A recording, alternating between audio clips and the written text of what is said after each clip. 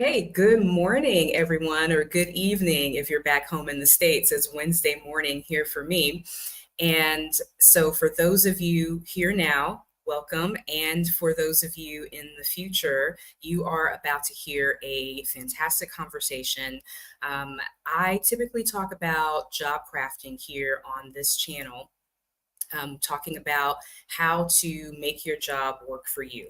But the question that I'm going to ask our expert today is, what do you do when that is not possible? So I have Dr. Kimani on today, and she is an expert, a leader in the conversation on toxic job liberation. And I'd like to ask Dr. Kimani to introduce herself today. Thank you, Giovanna. Hello, everyone. I'm Dr. Kimani. I'm a licensed clinical psychologist, a toxic job survivor. But most importantly, I like to say I'm a toxic job liberator for Black women. On my channel, Lifting As We Climb Consulting, Wellness Services, I talk about different ways to support Black women leaving and healing from toxic jobs. This this month, May 18th and 19th, I'm co-hosting with Marissa Price the Job Liberation Virtual Summit for Black Women, which teaches Black women how to address some of the mindset roadblocks that might keep you at a job, such as the fears, and also the steps for how to replace your income. Because we know that those fears about how you're going to pay your bills is often the biggest thing that keeps us in toxic jobs. So we're going to talk about that and what to do about your retirement, your health insurance, your life insurance, and so much more. So again, that's May 18th and 19th. And that is so exciting. And I'll have a link to that in the description and put that across the banner here in a moment.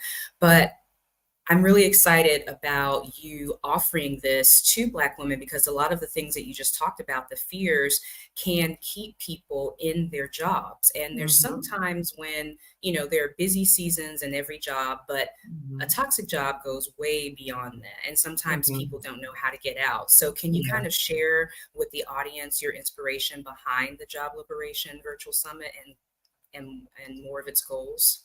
Yeah, so I started my YouTube channel when I was on a leave of absence from the most toxic job I've ever had. And when I was on a leave of absence and I was talking on YouTube, it was my way to start processing and getting out that toxicity out of my system because I knew that the toxic job was harming me, but what they were also trying to do was humiliate me and silence me. So my response was, I'm going to get on YouTube and I'm going to talk about it. I'm going to share my experiences because I have nothing to be ashamed about. But what I noticed is that the more I started talking about my own healing journey and interviewing other Black women, then Black women from around the world started reaching out to me and saying, "Oh my God, this is me too. I didn't know. I thought I was the only one. Thank you for talking about this." So I've just continually talked about it. And then from there, it went to offering master classes to Black women to help them get out. So one masterclass with Anne-Marie Archer, the anti-HR lady, talking about discrimination and severance, and she's going to be one of our speakers at the summit. And then with Dr. Roche Brown, who's a financial psychologist who I work with to get my money right and get a financial exit plan together, she's going to be one of the speakers. So then I did master classes. And I started working with Marissa, and it was actually Marissa's idea about the summit. And I had been grappling with the thought of how can I help support more Black women if so many of us are having this experience, but we feel stuck, how can I be of support to a larger group of Black women? So that's when we talked about the summit and we started thinking about what are all the issues that might keep a Black woman in a toxic job. So then we plan to have speakers talk about that. So we have 11 speakers, all Black women, all have left situations, job situations, and they're doing well. So the importance of not only sharing the information, but for Black women to see other Black women who have gone through the experience and are reaching back to help liberate us, right? And when I do this work, it's become I'm really fired up about it because I see how many of us have been harmed by it. And I just really want Black women to know that we have options, that we're not alone, you're not stuck, and really trying to ushering in a movement. It's more than work for me. It's a movement at this point. And this year, we're trying to usher 500 Black women to freedom through the Job Liberation Virtual Summit. I absolutely love that. And I love what you said about how you were sharing it. And through sharing it, you found more like-minded individuals, more people who had Mhm. gone through what you've gone through. Mhm. And it's always so interesting to me that when people are going through a difficult time, you Mhm. always feel like you're alone. And Yes. the people who are perpetrating whatever wrong on you, they count on you feeling Yep. alone Yep, and to ashamed. and ashamed. And so Mhm. speaking out about the things that are happening to you shows you that you're not alone, and it Right. gives you power. And so I Mhm. love that you have, given Black women a voice and a model to see how that is done. Yeah. So I'd love for you to tell the audience what your own journey through toxic environments, toxic work environments, what have been the major challenges and the impacts of working in a toxic environment? Yeah, I think the first thing is I think when many of us come into a job, we're excited about the job. We're excited about the work. And I was very excited about the work. I was working as a clinical psychologist for a school district. And when I first started, it was fabulous. I loved my job. My supervisors were great, two Black women whom I'm still close to now. They've retired, but it was great. Now, I was starting to see the toxicity in the system, but I was buffered because they were my supervisors. But once they retired, I was like, oh no, I think I'm in trouble, right? And I was in trouble because I'm a very vocal person. I'm direct, but I'm professional and I'm going to call out things that are not okay. And so I became a very vocal advocate for the rights of Black students in a school district. So I was in the second largest school district in the nation. So the percentage of Black students is not that big. So I would always advocate, well, what about the Black students? What about the Black students, right? And so when all the racial traumas that we were seeing happening, Trayvon Martin and Mike Brown, Breonna Taylor, like we kept seeing these things. And I was in a unit, the mental health unit, that really prided itself about talking about trauma and informing the whole school district about trauma. But they never talked about racial traumas. They never talked about what we were seeing in real time. And I kept saying, well, are we going to talk about this? Are we going to acknowledge this? Or, our kids are seeing this. Our kids are crying, coming to school. Like, am I going to be next? The whole thing. Crickets, crickets, right? So I said, somebody needs to develop a training about this because our kids are hurting. Crickets. So guess what?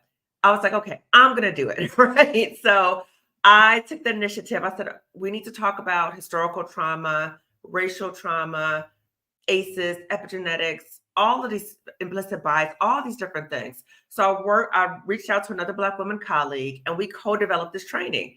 And we started training throughout the whole school district, right? The unit that we were part of, the mental health unit, majority social workers, our administration did not support the training at all, right? And so we're going out and we're doing these things, and I'm coming back to my supervisors with the evaluations. People are even writing testimonials like this needs to be mandated district wide, right? And I go to my supervisor who doesn't look like us, and I told him, I was like, people are asking about, can we expand the training? People want this district wide mandated. And he laughed in my face, literally laughed in my face, right? But apparently, other people throughout the district must have been coming to them, right? Because then he circles back around to me and he says, oh, we want to do a trainer of trainers model on this training. Now, before, again, didn't support it, didn't have any of the social workers trained, none of it, right? Oh, but we want to do this trainer of trainers thing, right? So my colleague and I, who we co-developed training with, we were talking and we were like, we don't feel comfortable with that at this point because the content is so heavy and so sensitive. People were crying in trainings and it's like, if you don't have that background to be able to contain that and support them, you're causing harm. So we were like, maybe not a good time right now, right? Girl, when I said that, I went from pet to threat immediately, right? So, so my colleague was spared. There's maybe some other stories about that, but she was spared. She moved on, but I got the brunt of it, right? So when I went from pet to threat, it went from, oh, Kimani's doing all these things for us. Oh, Kimani's this, right? All these positive job evaluations, promotions, leadership positions, all these things, right? They just suddenly cut my position, right? They closed it out. And then they demoted me to my entry level position, right? So they didn't demote me to, they didn't demote me to the other positions I had just come from, because that's common. So if something's cut, you go back to your previous Right. position. No, Right. me all the way down to my entry level position I had about 10 years before that. Yeah, put me in my place, right? And then they told me, yeah, that training that you like to do, you probably won't be able to do that anymore, right? And you're just going to have to do this thing that you did 10 years ago. So, but I'm still trying to make this work. I'm like, okay, there still might be a way. There still might be a way, because I'm going to fight for these Black kids, and I'm going to fight this training, and I'm going to do all these things, right? But that's when I started realizing that the system was rigged against me, right? And then at this point, Giovanna, and too, because you used to work in school, it's about funding and all that kind of stuff, right? So initially I was told, well, we can't really support the training because there's no designated funding, right? Then the district got a huge amount of money to support Black students, huge amount of money, right? So I'm like, oh, so now I'm excited. Like, oh, good. I can, work with this program. I can help train. I can do all these things I've been doing on my own. So the money comes in, and they're telling people in that program that works with Black students, oh, Kimani's going to be doing your trainings. Kimani's going to be training your staff, and right?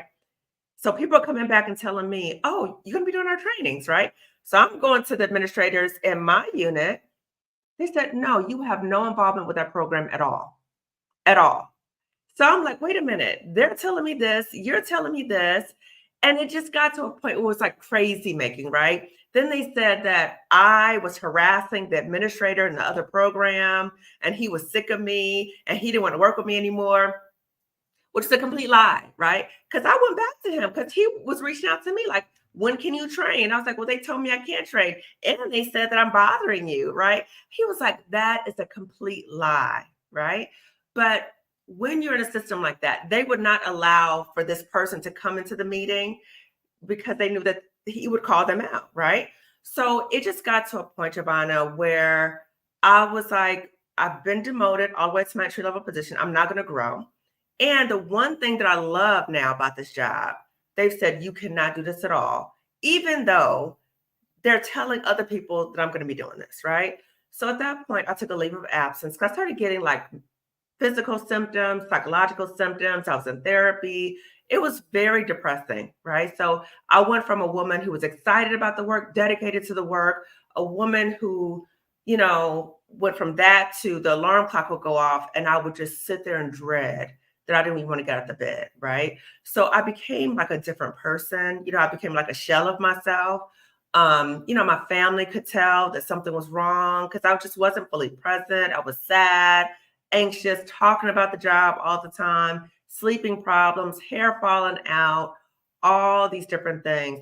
So I took a leave of absence. And when I was going through this, I was working with a Black woman therapist, and I was telling her what's happening. And she was reality testing with me. She's like, girl, that's not you, that's them. You have to go. The symptoms you're experiencing it's going to get worse, and you're going to end up dying for what? And she told me, because I was like, but I got to be there to fight, because if I'm not there, then what's right? If I'm not there, then she's like, look, this is a rescue mission from God to get you out that place, because you're going to be doing something at a much higher level than this. You got to move away. This is not your calling, right? So I took the leave. And then when I was on the leave of absence, then I started replacing my income, because by this point I started thinking, I'm not going back to that job. Like, it's no place for me, right? I'm not going back there. And so I started working with Dr. Roche Brown, the financial psychologist, who's going to be the Job Liberation Virtual Summit, got a financial plan together, started replacing my income, but I still had this little grain of hope. I had this little grain of hope that they were going to see my value and have me come back and do all that stuff, right? Girl, no, they weren't doing that, right? And so even though I had all these things, things happening to me, I wasn't well. It wasn't until I was in the shower, and I tell this story because it was so true. It was so loud. I heard the voice of God while I was in the shower so loudly say to me, if you go back to that job, it's a death sentence.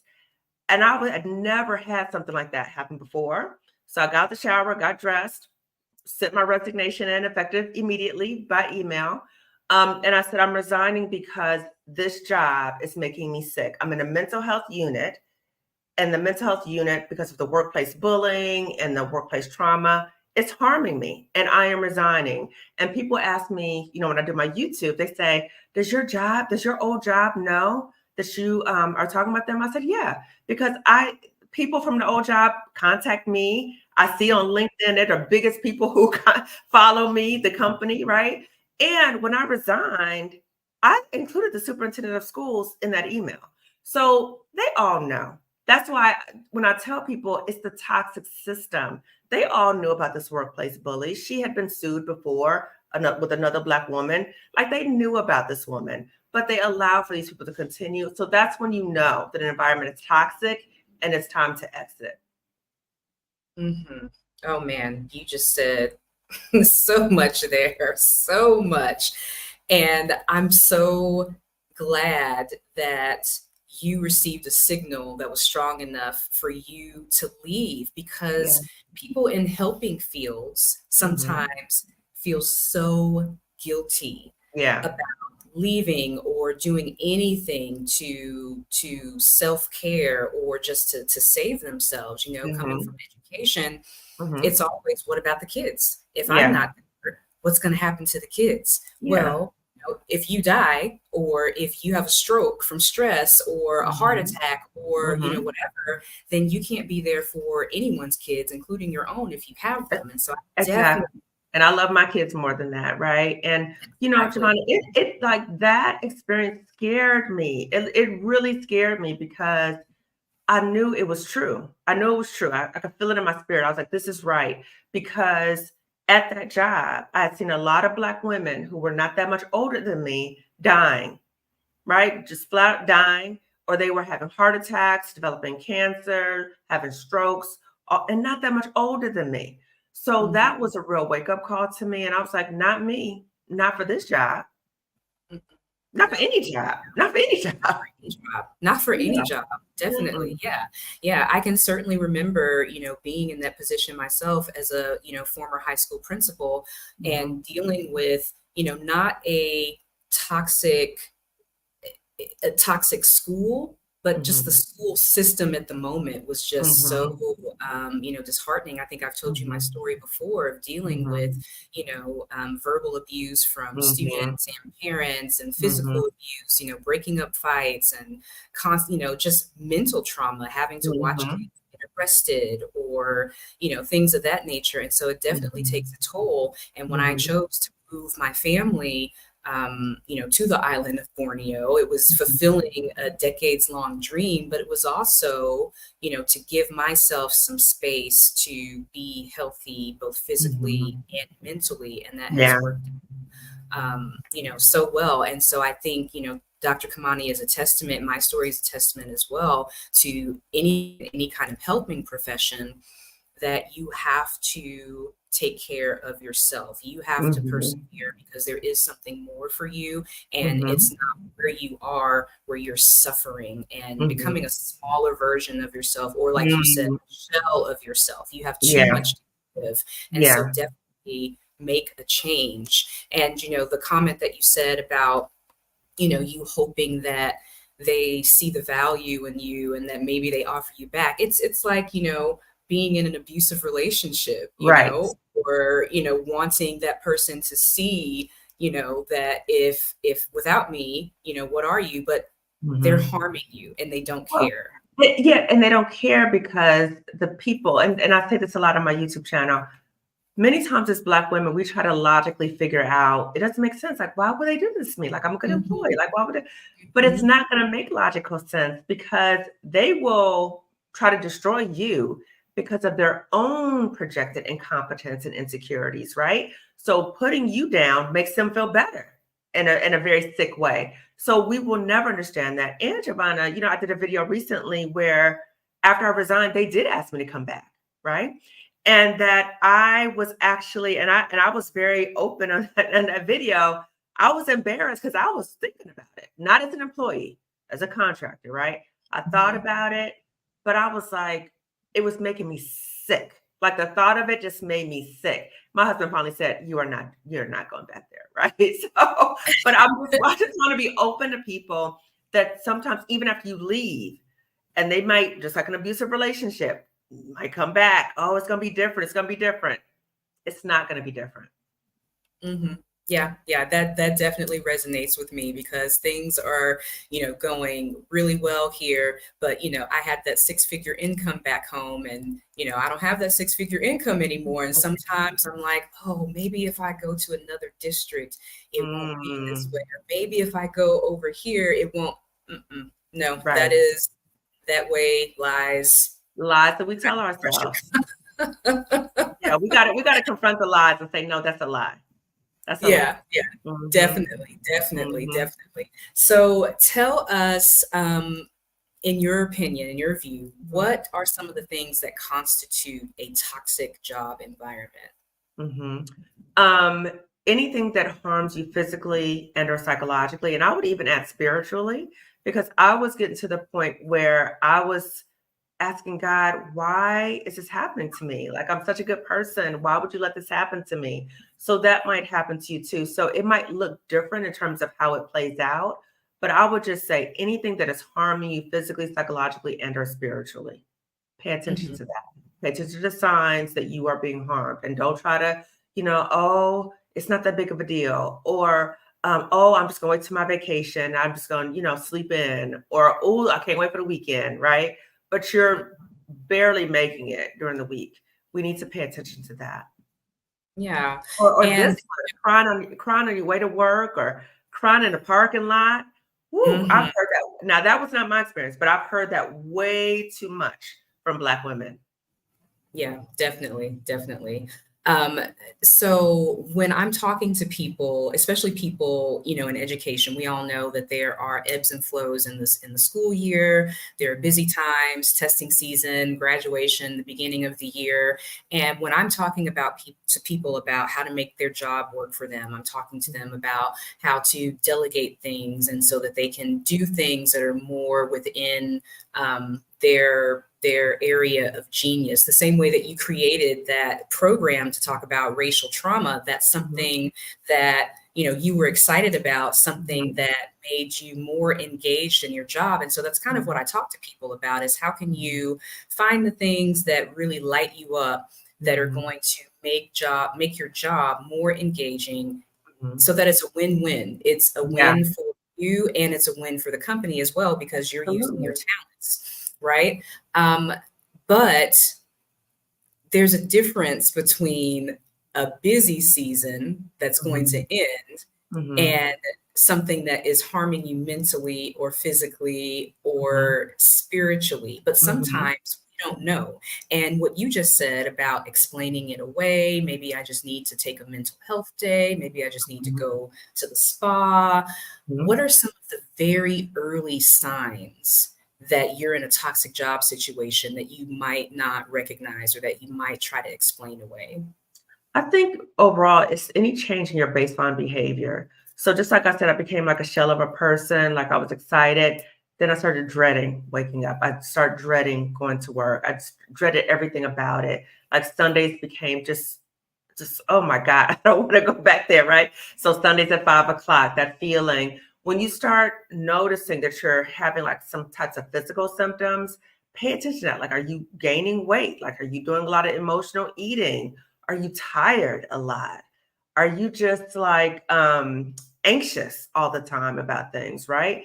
And I'm just thinking about a quote, Dr. Maya Angelou, when people show you who they are, pay attention, because there's probably some red flags going around, right? And what what people will tell on themselves too, right? So if you pay attention and you listen, people will tell on themselves. So when I was in that situation, and I told you about the training, they weren't supporting it at first. The administrator of that unit told me the reason we're not supporting this training is that you present it as if it's your training. And I was like, wait a minute, that was It my felt idea. threatened. I did co-develop it, right? But see, he was telling me something, right? Mm, And I should have paid attention. I should have paid attention, like, uh-oh, this is not going to go well, right? This is not going to go well. I need to start planning my exit strategy But no, I stuck in there, right? I stuck in there like I'm going to fight, I'm going to make this work. And no. So when we start recognizing those early signs, please pay attention to that. Please don't lie to yourself. Don't try to make excuses, and start thinking about, what do I need to do for my next steps to start exit planning? Not leave immediately, right? Most of us don't leave immediately, but what do you need to do to start getting prepared so that you can leave and go somewhere else that's not toxic, right? You want to go to a toxic job. Yeah. Yes, for sure. So so let's say that you have your exit plan and you recognize it's a toxic job, and you're on that journey to get away from that toxic job. Mhm. So in your experience, what are some of the first steps that someone should take to start that healing process? Mm. Well, the healing doesn't start until you really leave, right? So while you're there, you're just coping. You're coping, you're trying to survive, you're trying to do whatever that is, right? So with that part, that's when I would say, please go to therapy. Please talk to somebody about what you're going through. Refrain from talking to your coworkers or with your coworkers. Go to therapy. Start looking at what type of coaches you might need to help you get a plan in place. Come to the Job Liberation Virtual Summit, right? So those are things you can do while you're still there. Once you leave, I would absolutely say therapy again, because now you're dealing with the grief process in relation to you leaving that job. So, what were the dreams you had at that job? What were the expectations you had that were not fulfilled? What were the maybe betrayals that you experienced?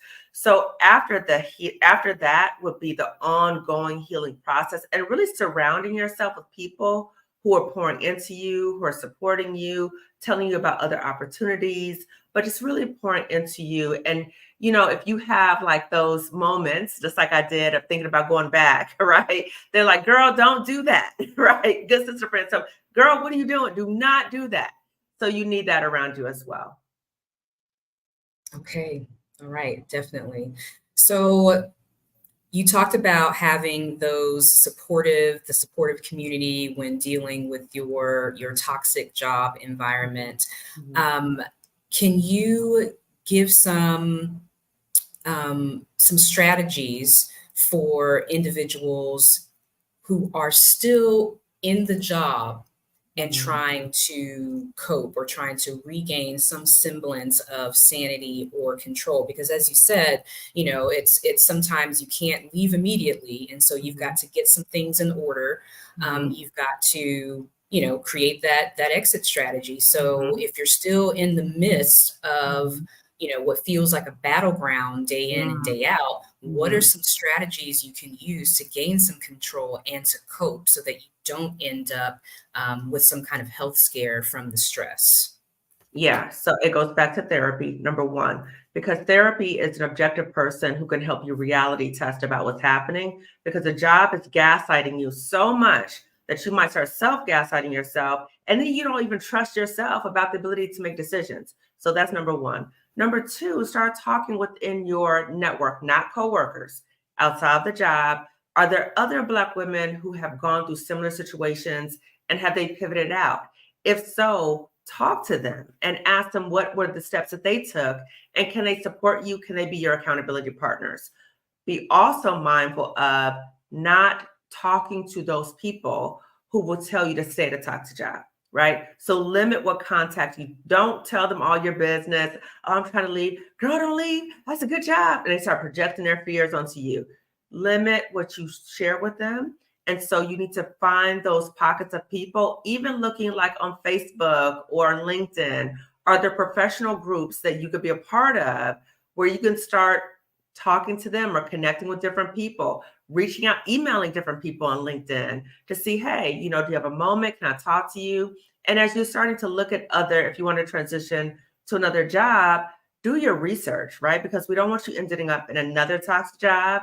So go on Glassdoor, go on Indeed, look to see what are the current employees or previous employees of that place saying about the jobs you might be thinking about. So make more informed decisions. And I never tell Black women to just up and leave a job unless they're experiencing immediate physical, psychological danger. Then you need to go. Mhm. Yeah. You said more than once now not to talk to your coworkers about Mhm. what you're going through. Can you expound a little bit on why that is? Yeah. Um, I've experienced this and I've heard of way too many times where you may think that you're close to someone, and when you're not around, your name is coming up in places and times that you did not want. So you never know sometimes when people are in job situations what their ulterior motives are, if they might see you as a threat, but they're trying to be your friend. You don't know. So it's just safer not to tell people at your job because you don't want to take the risk of people saying certain things and telling your business and all the kind of stuff. And I actually, Colette Elizabeth has a channel and she was talking about when she was in upper management that the vast majority that anytime she found out about something an employee was doing, not that she was even looking, it was her so-called workplace buddy, right? Or bestie. So just be mindful of who you share information with. And that's why I emphasize, please not at the job, because it's hurtful when people you thought you could trust or, you thought you were friends with end up betraying you. And I'm not saying that don't make friends with your work.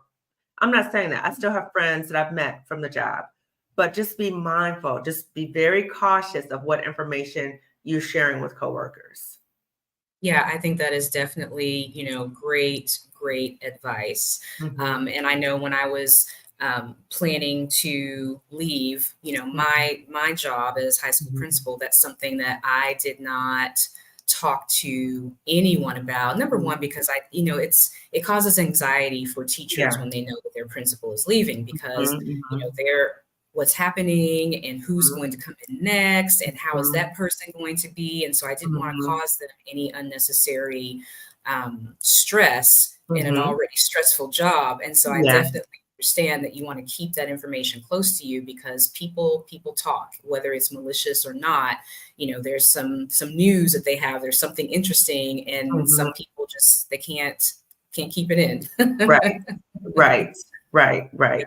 So, and speaking of, educators and people in all sorts of jobs, many people will identify with their role. Mhm. I am a teacher. I Yes. am a social worker. I am an attorney. And Mhm. I always say to people that maybe you should change that to I work as, or, Right. career is. And so for people who have such, their self identity is enmeshed with their work identity, Mhm, how does their sense of self and identity kind of play into the recovery process mhm. in toxic job situations, and especially for my educators out there who are watching now or in the future, since we tend to identify so strongly with the career. Yeah. Actually, educators and people in the school districts, those are the ones I'm most concerned about sometimes because there is such that merge of the identity of the position with who they are. And so the initial part is you're not your job. That is something you do to make money. What other parts of your life? Like tell me about your whole life, not just what you do. And just let's focus on other things you do, right? And having more of a work-life balance. Because if you're working so much, usually you don't have a work-life balance because you're working all the time, you're working late, you bring your work home, you work on the weekend, you don't have a work-life balance. So the first thing is talking about boundaries. So after a certain time, you are not going to be doing any more work. You're not going to check your work emails. You're not going to do the work emails are on your phone. So what kind of boundaries are going to be set up? People are not going to be contacting you after a certain time. If they contact you, you don't answer the phone, right? So boundaries is the most important thing. The other thing is really helping people connect to where is the joy in your life. And it's so sad because so many times for Black women, we're so busy, we feel like we don't have time for joy. Or we even forget what brings us joy. Like, I don't even know what. And when was the last Mhm. time I did something fun? I don't even know. So helping Black women connect to the joy, because then they're able to see, wait a minute, I forgot how much fun this is. I forgot. So what I sometimes tell clients is when you do something enjoyable, take your phone, record yourself for just a minute of you reminding yourself, this was so fun. This is what I did. So that motivates you to keep doing enjoyable activities. So really to talk to Black women about, let's look at your whole life, right? And let's value your humanity. You're not only a workhorse, you're not only in service to other people. Who are you? Who are you? What do you like? What do you value? Does your job like fill you up? Are you excited to go? Right? Now, if you're excited to go, you got boundaries, stay there, right? But if it's not, if it's harming you, that's a different thing. And recognize I want to go, but I might be scared. It's okay, right? Fear is part of the process. It's normal. So don't feel that if you feel fear, I shouldn't go. No, it's part of the process. And the hope is that you're working with a therapist, a coach, you have an accountability group who can walk with you as you walk through the fears. Because it's not easy. It's not easy. But once you go through it, you feel so much better after. Yeah, and then you look back on that shell of a person that you were, not even surviving, you were subsisting on, Oh, I don't even know what, oh but yeah, yeah. you look back and you just can't even believe that that's how you used to live. Um, Yes. and I think, for women, for Black women who we're always we have the most degrees. I Mhm, can't tell you, it's like mhm, we've got this degree, this certification, mhm, and we're mhm, always achieving, always achieving. mhm. Um, and so when we do have time, we can't relax, like Right. I know, I remember being in a position where I finally had some free time Mhm. and I'm just sitting on the couch like, hmm, what do I What what should I do be I doing? mean, what should I be doing? Or there's so many things that you could be doing, because I have so many interests. I could be doing this, I could be doing this, I could Mhm, be doing this, and you're overwhelmed by the amount of mhm, choices you have to mhm, do, and then mhm. you just kind of sit there and do nothing. And so I really like that idea of recording things that bring you joy so that Yeah. you can remember Mhm, and revisit those things. mhm. Um, And telling ourselves too, Giovanna, that, we have been programmed to always be in action, to be doing, doing, doing, because that equates to our worth or whatever, right? Our worth is mhm, just in being. So just yes. be, right? So if you're just taking a nap, you're just being, that's valuable right there. So how do we give honor to the times, the pockets of time that we can just be and not be of service or doing something or whatever? Just be. I have to put that on a banner. Even when you are napping, you are worthy. Yes, That yes, is so true. yes. Even when you are napping, just by Mhm, nature of being yourself, you are mhm. worthy. And we need to Um, be able to pause because, again, we're so busy, right? And sometimes being busy all the time is a trauma response. And I was thinking about what Octavia Rahim said at Exodus Summit. She said sometimes Black women say, I'm too busy to rest. I can't rest. I got things to do. I don't know how to rest. I don't know how to meditate, right? She said the first step to rest is pause. And when we pause, we can't lie to ourselves, right? So sometimes we get busy, so we don't have to think about stuff, right? I don't think about job because I'm just busy. I got to. But when you sit with yourself and you're quiet, your soul is talking to you, and we need to pay attention to that. That is one of the things that I absolutely love about breath work, because when you are Mhm, just sitting there quietly, focused on the breath, all of that mhm, other stuff can't get in, but you mhm, can connect with something that's always with you that maybe you haven't been paying attention to. And so that is one mhm, of the great things about taking that pause and, breath work, any of those mindfulness practices for sure. And mhm, so you mentioned boundaries mhm, and it's sometimes people are going through tough times at work mhm, mhm, and they are burned out mhm, and they leave one position, they go to another position, mhm, and they mhm, notice a pattern that they're burned out again and oh man, mhm, it's the job again. mhm, And I saw something online the other day that talked about how sometimes you're the common denominator and it's because you haven't set your boundaries, right? Now, you don't have control over someone who is toxic. If your job mhm, is toxic, then your job is toxic. But the mhm, things that you can control mhm, are your boundaries. And mhm, so you mentioned not taking calls when it's outside of your time to be taking calls. What are some other boundaries that you would suggest for people in toxic work environments to set to cope until they're able to leave, and boundaries that they should keep when they move forward to their next position? Well, first I want to say boundaries is very hard, right? And Yeah. burnout is very, very difficult for us as Black women because we have been taught that we work, that we're strong, that we're productive, all these things. So many times we don't even recognize we're in burnout until we're deep into burnout. That's the problem too. So how do we recognize the early signs of burnout? So that is something I would absolutely stress to Black women. How do you identify that? And so Kira's going to be talking about that during the Job Liberation Summit about burnout, how to recognize it, and what to do. So come to the summit if you want to learn more about that.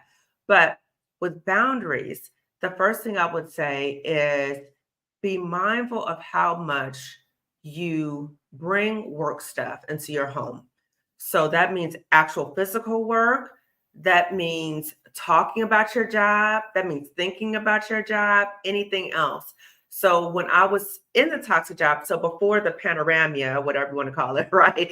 So before all that, I would be very intentional that I did not talk about my job once I came home, right? So once I got to that door, don't talk about the job. Now, after the other situation, we working from home, then I started talking about it. But that's one thing. The boundary is limit what amount of work that you share, that you talk about, right? And if you notice, or if your friends or your family, or they know all the people at your job, like they know all the players, that's a sign that maybe it's too much, right? And then other boundaries are thinking about, okay, so where is the space for you to reflect, is this job fulfilling my needs? Right? So what are the things that I want professionally? Is a job fulfilling this? And if not, what is the boundary of time that I'm going to take for myself to really think about and reflect on what are my next moves? What do I want to do? And have some time to start planning for that. The other thing, be very mindful of boundaries about your personal life. So when you're in the job setting, I've seen this way too much. People asking you personal questions and trying to pry in or trying to do not, you give them the very bare minimum. Anything that you will be okay with people talking about, you share with them. Do not tell them your personal business. And the boundary is if they start asking you very personal information, just say, I don't feel comfortable talking about that. Set that boundary. You don't have an obligation to tell people all your personal business. That is very important because I've seen so many times that stuff will come back and it really hurt people, that people are talking about their personal business in the workplace. Yeah, I have definitely seen that too. And that's, it's so difficult for people to remember that when they are, especially in a school situation, because you end up spending so much time with these people and you have this sense that you're close to them, but they're still, and you may be friends, or friendly, but that doesn't mean that you need to share absolutely everything that's happening in your life, because as I mentioned earlier, people are storytellers. And they don't care whose story it is. If it's your story or their story, sometimes they're going to share that story. So definitely be mindful of what you do not want out there about you, for sure. And you might need to set boundaries with other people too, because sometimes they overshare with you, right? And it almost feels like they're like trauma dumping on you or telling you stuff. And sometimes you have to say, you know what, it sounds like you need more support than I'm able to give you. Have you thought about therapy? So you need to set a boundary too if it feels like people are just dumping stuff on you that's too much. Yeah, I have definitely. You don't want to be part of the gossip. Like, I don't want to be part of this. Oh yeah. And I remember, us being a principal, especially you in your office, you deal with kids coming in and crying in your office about, their little boyfriend or girlfriend or whatever that broke their heart. But then you have teachers in your office too that are Mhm. upset about things, and you Mhm. hold space for them and give them a space to, release some of that stress they have right then. Mhm. But I have definitely, mentioned to people before, I'm glad that you feel comfortable coming in and talking to me about this, Mhm. but you might want to consider maybe Mhm. talking to a professional, because this is Yeah. something really serious, and I want to make sure that you get the help that you need. Um, Mhm. I am not a licensed therapist, so Mhm. you should go talk to someone who can really help you with that. Yeah. Um, so we talked about, you said that you don't typically recommend for someone to just up and leave their position, that Mhm. it needs to be, a transition that they Mhm. plan so that they Mhm. can make sure, that the things that they need to be right in their life, whether Mhm. that's money or whatever, Mhm. that those things are ready. Mhm. And you mentioned that if someone has an immediate health concern, then a Mhm. smooth transition is not a concern. Are Mhm. there any other situations where a smooth transition, and a smooth exit is not a concern, or should not be a concern for your own well-being? I've had people say they're about to have a nervous breakdown, right? So, in addition to the physical, like I'm really sick or I just had a heart attack or, right, something like that. But I've had people say, I'm not going to make it. Like, I'm going to lose it. I'm about to go off on somebody. I can't sleep at night. I can't function. Like those types of things where you are not functional anymore, then you have to think about your own self-preservation. So what I ideally say to people is if you're able to take a leave of absence, please do that. Like that would be the first line. Take a leave of absence, you're able to. Then you could start getting some rest. You could start planning, start thinking about what you want to do. But if you don't have an option for an exit plan or a leave of absence, you need to think about your own health and what do you need to do to stay healthy. Mhm. For sure. Okay. All right. So, when people are in that process Mhm. of exiting, Mhm. it's one of the things I did a talk on the Quick Commuting Academy a couple of weeks ago, where I talked about people in remote jobs and how they can use job crafting in their transition to a remote job. Mhm. And I feel like this is a perfect strategy for people to use as they are transitioning out of a toxic job, because job crafting consists of, looking at what you do at work, Mhm. readjusting those tasks. So you're Mhm. doing less of the things that are not in your zone of genius, and you're doing Mhm. more of those things that are. And it Mhm. also calls for you to do some relational crafting, spending more time with people or less time with toxic people. And then That's also that, important. yeah. And then also that cognitive crafting, where Mhm. you're taking another look at how you perceive your work.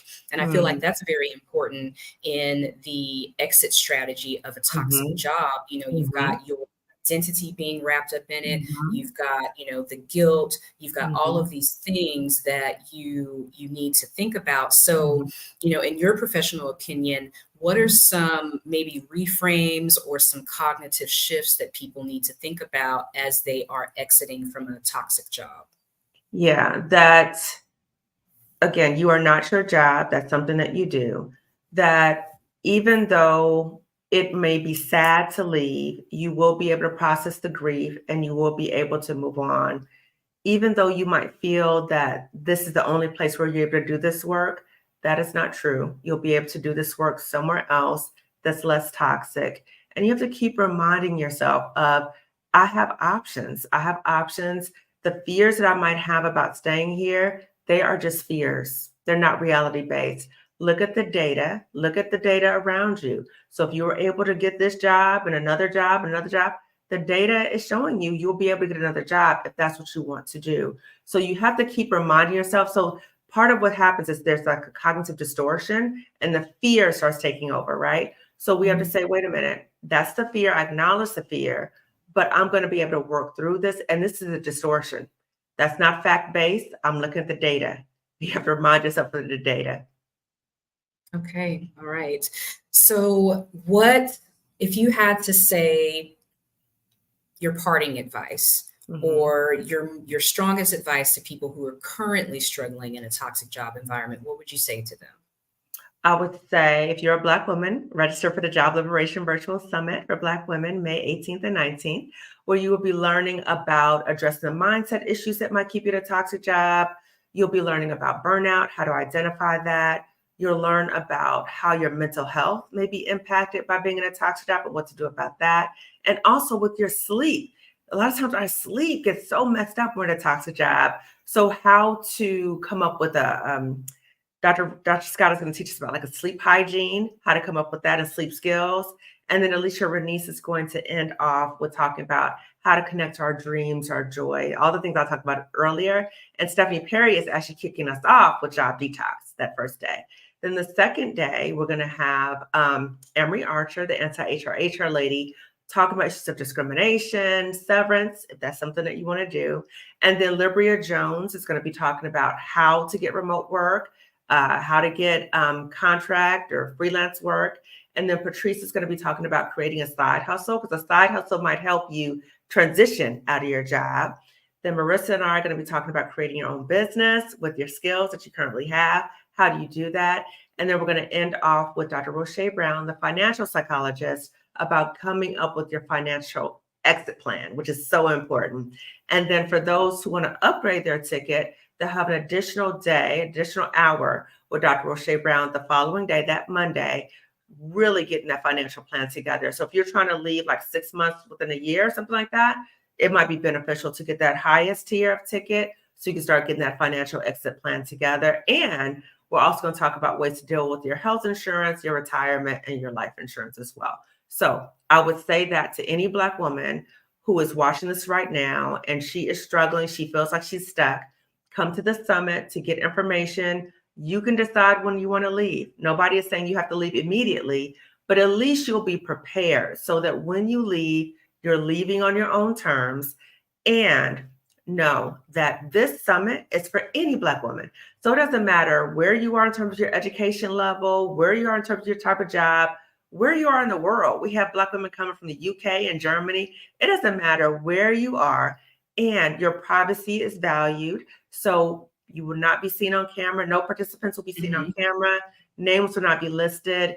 If you have a question or comment, you can change your name in the platform, right? So all these things are available. So the hope is that you're coming to the summit and that you can also sponsor a Black woman to come to the summit. And you can do that by emailing me, and then I could just walk you through the process of doing that.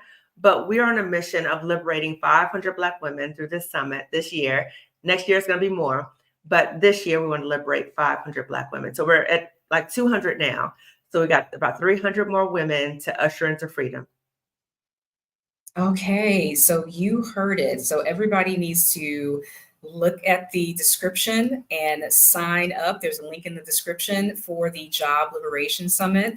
And then after the Job Liberation Summit, I am hosting a free webinar called Craft a Better Workday in 1 hour that goes through all of the job crafting strategies, which if you are leaving a toxic job, those are strategies that you can use to cope. And even if you are not in a toxic strategy, or a toxic environment, so many of us are overwhelmed or burned out. And job crafting is a way for you to kind of slough off the things that you don't need to be doing and to refocus on those things that bring you the most joy at work while still doing your job. Job crafting is not quiet quitting. Those are two completely different things. You are still doing the things that you're being paid to do, but you're doing them in such a way that it is not killing your soul. It is not taking your sanity. It is not draining your energy, which is important because, as we've said several times in this conversation, you are not your job. And so you don't want to pour everything you have into your job. And then by the time you get home, your kids want to play, your spouse want your whatever, and you're irritable, you're tired, because you have just given everything and you have hit a wall. Job crafting has strategies to keep that from happening, to really promote that life work harmony so that you can be a full person, showing up as the best version of yourself, not just at work, but still having the energy, the vitality to show up as the best version of yourself at home, even if it's just you and you just want to show up as the best version of yourself to live your best life. whatever Yeah. your situation is. Yeah. So that link will also be in the description. So sign up for that after you first sign up for the Job Liberation Virtual Summit for Black Women, May 18th through 19th. Yeah. So Dr. Kimani, I want to thank you so much for coming on, and you are truly a beacon of hope. You are a model for Black women to know that we do not have to keep being in places that don't serve us, that are actively harming us, and that leaving a place that is actively harming us is not a failure. No, it's It's a courageous. celebration. It's courageous. Yes. Mhm. Yes, yes. So again, thank you everyone for watching. Check the description for the link to the Job Liberation Virtual Summit for Black Women. Make sure that you sign up. So many fantastic guests. And then also make sure that you sign up for Craft a Better Workday in 1 hour. And we will see you next time. Thanks, everyone. Bye.